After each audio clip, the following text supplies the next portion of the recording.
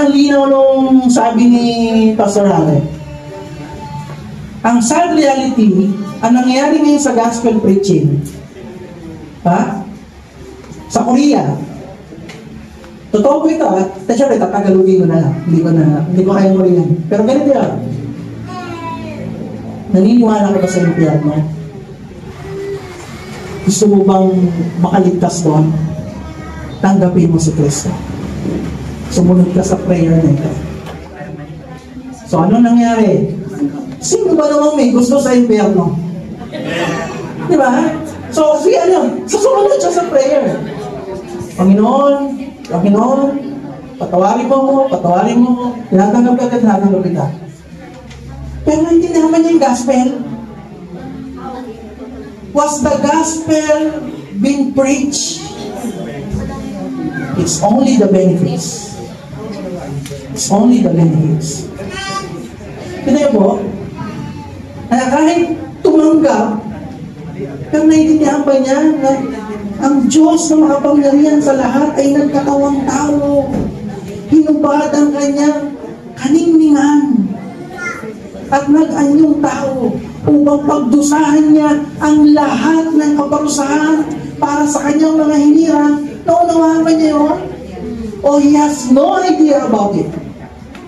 Sinabihan lang siya na gusto mo makaligtas gusto mo hindi may impyerno? Ay, gusto ko yun. And then tumanggap siya. Hindi po.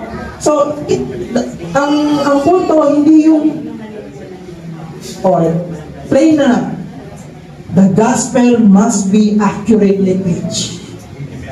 Because that is the power of God for the salvation of man.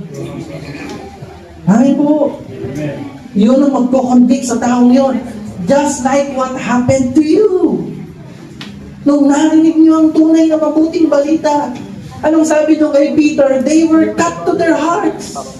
Ano ang dapat namin gawin para makaligtas sa kapamakang binanggit mo?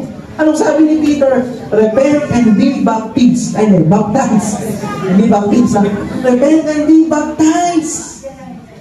Kita niyo po yun? Hindi sabi, follow me in this prayer. Again, with love yun.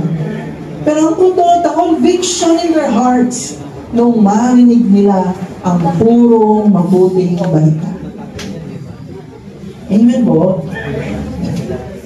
Kaya by God's grace, kung ang follow-up question doon, nagpapatanggap ba kami? Hindi kami nagpapatanggap. Hindi dahil ayaw namin tanggapin yung si Lord. Of course, gusto namin, we pray for, hindi kayo, sabihin yung mga unbelievers, we pray for them. Pero what we do is what we read. What we learn from the scriptures. To preach the gospel accurately. Boldly. By God's grace, with fire on our heart. Sabihin talaga, totoo. Maintindihan mo, this is how God loved you or loves you. He gave His one and only Son. Do you understand that? That we are sinners. We are bound to have, we have no chance at all to be in heaven on our own because we deserve it. If God will be just right now, lahat ng makasalanan, diretso talaga impyerno. Amin po.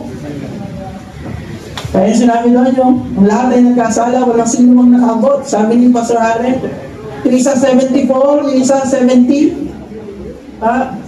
Sabi nung nakakuha ng 74, yung sa school po yan, sa school, para kanina po tayo. Sa school, sabi ng teacher, bagsak kayo, hindi kayo makakapasok from high school, hindi kayo makapag-college. Bakit po? Ikaw 74 ka, ikaw ay 70. Nagreklamo yung nakakuha ng 74, parang unfair naman yan. Kapag yung 74, siya 70, mas mataas naman ako It doesn't matter kung sino mas mataas. What matter is, pareho kayong hindi nakaabot. Amen po. Ganon din tayo lahat. It doesn't matter. Sino mas mabait, sino mas napalaki ng maayos. Ang issue dito, all have sinned and fall short. Amen? Quickly, anong kaso ni Adan? Pumatay ba? Nagnakaw ba sa gobyerno?